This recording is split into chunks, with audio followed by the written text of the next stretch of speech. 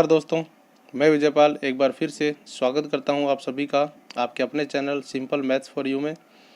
दोस्तों, ये चैनल बनाया है मैथमेटिक्स की नॉलेज को आप सभी तक पहुंचाने के लिए और हम आपके सहयोग से अपने इस उद्देश्य में काफ़ी हद तक कामयाब भी हुए हैं। इसी प्रकार से आपका सहयोग रहा तो हम बहुत जल्दी मैथमेटिक्स की जितनी भी नॉलेज हमारे पास है वो सभी आप तक पहुँचाएँगे और आपको मैथमेटिक्स का जितना भी ज्ञान है वो देने का प्रयास करेंगे। वीडियो की शुरुआत करने से पहले मैं आपको बता दूं कि ये जो है पटवार परीक्षा 2020 जो भी आने वाले समय में होने वाली है उसकी तैयारी के लिए वीडियो सीरीज़ है। इसके 10 लेसन हम पहले देख चुके हैं, 11वां लेसन आज हमें देखना है। अनुपात के प्रकार का पिछला जो वीडियो है उसमें अनुपात के कुछ प्रकार हमने बताए थे, कुछ बचे हुए जो प्रकार है वो हम आज की वीडियो में देखेंगे।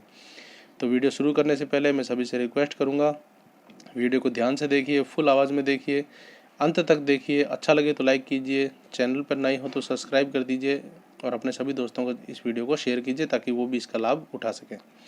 चलिए शुरू करते हैं। देखिए, पिछले वीडियो में हमने 6 प्रकार के पढ़े थे और नेक्स्ट जो प्रकार था 7वां व्युत्क्रम यानी रेसिप्रोकल तक हमने पढ़ लिया था। 7वां जो प्रकार है वो हमें आज यहाँ पे पढ़ना है। ठीक है, ये कोई फिक्स नहीं है कि 7वां प्रकार यही है, अलग अलग प्रकार है, आप इनको कोई भी नंबरिंग दे सकते हो, लेकिन 6 हमने पढ़ लिए थे और 7वां जो है आज हम देखेंगे। देखिए, 7वां जो है वो है इक्वल रेशो। क्या है? Equal ratio. अब इक्वल रेशो यानी कि समान अनुपात, इक्वल रेशो यानी कि समान अनुपात। तो यहाँ पर देखिए, जब अब इसका समान अनुपात जो होता है ना, समान अनुपात क्या होता है, ये एक तरह से इसके दो भाग इसके होते हैं। ठीक है, देखिए समान अनुपात को ही अगर हिंदी की बात करें तो उसी को समानुपात बोलते हैं, उसी को क्या बोलते हैं? समानुपात। ठीक है, और यहाँ पर अगर दो भाग अगर बिल्कुल बराबर है तो उसको हम क्या बोलेंगे? समानुपात। यानी समानुपात को आप दो हिस्सों में समझ सकते हो। पहला तो ये कि जब दोनों अनुपात सेम हो, जब क्या हो? दोनों अनुपात बराबर हो, जैसे A अनुपात B समानुपात C अनुपात D। ठीक है, और जब समान अनुपात को आप यूँ भी पढ़ सकते हो कि जब A अनुपात A मैंने लिखा, यानी किसी चीज़ के दो भाग हुए और दोनों भाग में क्या हुआ कि बराबर चीज़ आई, तो उसको जो हम बोलेंगे समान अनुपात बोलेंगे। अब ये जो समानुपात है इसको बोलते हैं प्रोपोर्शनल वैल्यू। क्या बोलते हैं? Proportional value. ठीक है, यानी कि जब दो अनुपात अलग अलग हों और वो दोनों बराबर हों, उनका मान बराबर आए, तो उनको हम क्या बोलते हैं? समान अनुपात। ठीक है, और यहाँ पर एक ही अनुपात में दोनों जो पद हैं, पहला पद और दूसरा पद, वो बराबर हो तब इसे हम समानुपात बोलते हैं। ये जो समानुपात है ये हमने पिछले वीडियो में देखा था, इसके कुछ गुण होते हैं, इसे भी हम आगे अभी देखेंगे। तो समान अनुपात में आपको ये दोनों ही ध्यान में रखना है, लेकिन मोस्टली जो समान अनुपात बोलते हैं वो इसे बोलते हैं जहाँ पर वैल्यू क्या हो, पहले पद की वैल्यू और दूसरे पद की वैल्यू क्या हो? बराबर हो। ठीक है, जैसे 1:1, 2:2, 3:3, तो इसको हम क्या बोलेंगे? इक्वल रेशो या समान अनुपात।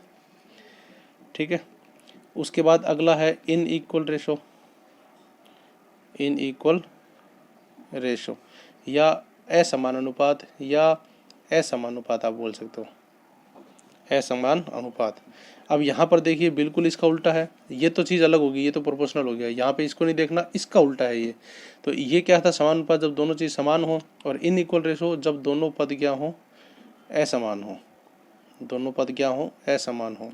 असमान होने का मतलब A अनुपात C है या B अनुपात D है, या यूँ कह दो कि 3:4 है, 2:5 है, कोई भी अनुपात आप ले लो जिसमें क्या हो, ये दोनों जो पद हो इनका मान एक ना हो, इनका मान अलग अलग हो, तो ये सारे हमारे क्या कहलाते हैं? असमान। यानी कि दोनों के जो पद हैं वो क्या हो? असमान हो, अलग अलग हो। ठीक है, छोटा बड़ा हो सकता है, बराबर नहीं होना चाहिए। यदि बराबर होगा तो वो सरल समानुपात कहलाएगा, बराबर नहीं है तो असमान अनुपात कहलाएगा। ठीक है, अब जो असमान अनुपात होते हैं इनको भी आगे दो भागों में बांटा गया है। कई बुक्स में मिलेगा, कईयों में नहीं मिलेगा, लेकिन फिर भी होता है, आप ध्यान रखना। एक होता है लेसर असमान अनुपात और एक होता है ग्रेटर यानी कम और ज़्यादा। ठीक है, लेसर यानी कम जो असमान अनुपात होता है उसमें क्या होता है? उसमें पहला मान हमेशा क्या होगा? कम होगा। जैसे मैंने लिखा 7:9, यहाँ पर पहला मान कम है, दूसरा मान ज़्यादा है, तो पहला मान यदि कम है तो उसको हम क्या बोलेंगे? लेसर या कम असमान अनुपात। और यदि पहला मान ज़्यादा हुआ, जैसे सपोज मैंने ये एग्जांपल लिया 13:10, तो यहाँ पर पहला मान क्या है? ज़्यादा है, पहला मान ज़्यादा है 13, दूसरा मान कम है, तो जब पहला मान ज़्यादा होगा तो उसे हम ग्रेटर इनइक्वल रेशो या ज़्यादा असमान अनुपात बोलेंगे, और जब पहला मान कम है तो हम उसे लेसर यानी कम असमान अनुपात बोलेंगे। ठीक है, वैसे कोई बड़ी बात नहीं है, बस पहला मान देखना है, कम है तो कम असमान अनुपात, ज़्यादा है तो ज़्यादा असमान अनुपात। वैसे ये बहुत कम पूछा जाता है, फिर भी कई बार पूछा गया है, तो आप इसको ध्यान रखिए। ये हुआ हमारा 8वां प्रकार, इनइक्वल रेशो।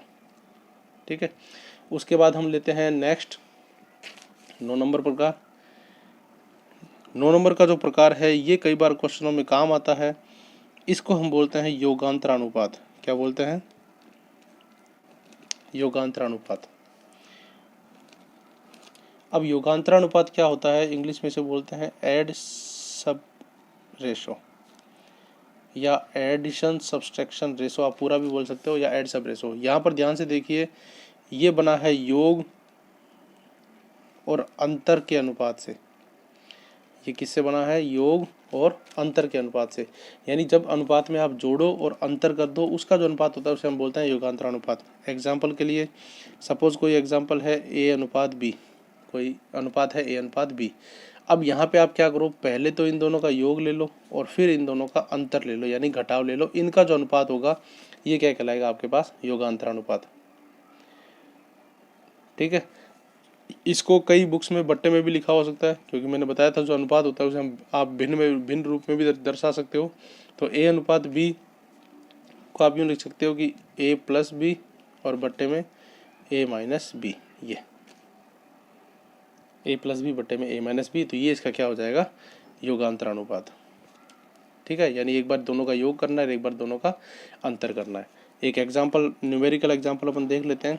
जैसे सपोज 3:5 है या 3/5 है, इसका योगांतरानुपात अगर मैं निकालूं, क्या निकालूं इसका मैं? योगांतरानुपात। तो मैं यहाँ पे क्या करूँगा, 3 + 5 और बट्टे में 3 - 5। ये तो ये 3 + 5 कितना हो जाएगा? 8, और 3 - 5 कितना हो जाएगा? -3। तो ये आपका क्या आ जाएगा? योगांतरानुपात। ठीक है, अब देखिए ये जो है ये कई बार क्वेश्चनों को अलग तरीके से सॉल्व करने में काम आता है। न्यूमेरिकल में तो ये बहुत कम पूछा जाएगा, लगभग ना के बराबर आपसे पूछा जाएगा।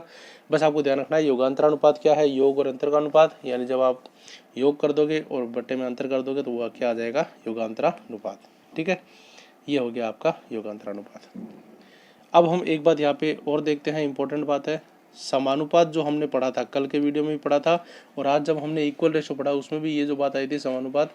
इस समानुपात में एक बात हमने कल पढ़ी थी कि यदि दो अनुपात ए अनुपात बी समानुपात सी अनुपात डी, ये दो अनुपात है, ये दोनों बराबर हैं, तो यहाँ पर कुल 4 राशियाँ होती हैं। क्या होती हैं? 4 राशियाँ।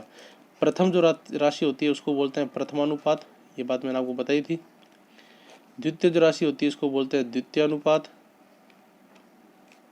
तृतीय जो होती है उसे क्या बोलते हैं? तृतीय अनुपात। और जो चतुर्थ राशि होती है उसको क्या बोलते हैं? चतुर्थानुपात। ये 4 तरह के अनुपात होते हैं। अनुपात है इसलिए पीछे सबके अनुपात लगेगा, प्रथमा, द्वितीय, तृतीय, चतुर्थी। संस्कृत में 1, 2, 3, 4 को यही बोलते हैं, प्रथमानुपात, द्वितीयानुपात, तृतीयानुपात और चतुर्थानुपात। ठीक है, अब यहाँ पर इनको हल करने के लिए क्या सूत्र होता है? हमेशा जब कोई वस्तु या कोई अनुपात समानुपात में हो तो ये सूत्र हमेशा काम करता है, बाह्य पदों की गुणा बराबर मध्य पदों की गुणा। ये बात आपको ध्यान रखना है, बाह्य पदों की गुणा और मध्य पदों की गुणा। तो बाह्य पदों की गुणा, मध्य पदों की गुणा क्या होती है?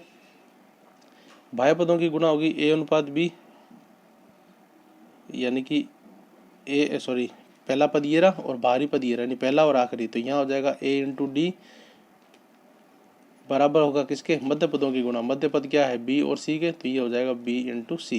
यानी इन दोनों की गुणा हमेशा इन दोनों की गुणा के बराबर होगी। इस तरह से आप जो कोई भी मान अगर दिया हुआ नहीं है तो उसका मान आप आराम से ज्ञात कर सकते हो। ठीक है, तो ये सूत्र आपको विशेष तौर पर याद रखना है, सवालों में बहुत ज़्यादा काम आएगा। जब हम सवाल करेंगे तो आपको ये बात भी क्लियर हो जाएगी। ठीक है, एक बात और प्रकार आता है विततानुपात। क्या होता है? विततानुपात। देखिए विततानुपात जो है वो बना है वितत शब्द से। क्या होता है? वितत शब्द से। और वितत जो शब्द है इसका मतलब होता है लगातार। क्या होता है? लगातार या क्रमशः, आप मान सकते हो। ठीक है, याद करने के हिसाब से। तो विततानुपात क्या होता है? ये देखो, यदि मैंने 2 अनुपात लिए ए अनुपात बी, और दूसरा अनुपात मैंने लिया B अनुपात C, A अनुपात B और B अनुपात C। ठीक है, अब यहाँ पर ये दो अनुपात हैं, A अनुपात B अनुपात C। यहाँ पर देखिए जो दूसरा पद है, इसका दूसरा पद और इसका पहला पद वो दोनों एक ही हैं, दोनों बराबर हैं। और यदि ये दोनों किस में होंगे, समानुपात में होंगे। अगर ये दोनों अनुपात समानुपात में होंगे तो हम इसको कह सकते हैं कि ABC किस में है, वित्तानुपात में है। ABC किस में है, वित्तानुपात में है। ठीक है, इस बात को समझना, जब दो अनुपात हों, पहले अनुपात का दूसरा पद और दूसरे अनुपात का पहला पद सेम हो, तो A, B और C हम कह सकते हैं कि ये किस में हो, वित्तानुपात में हो, वित्तानुपात में होते हैं।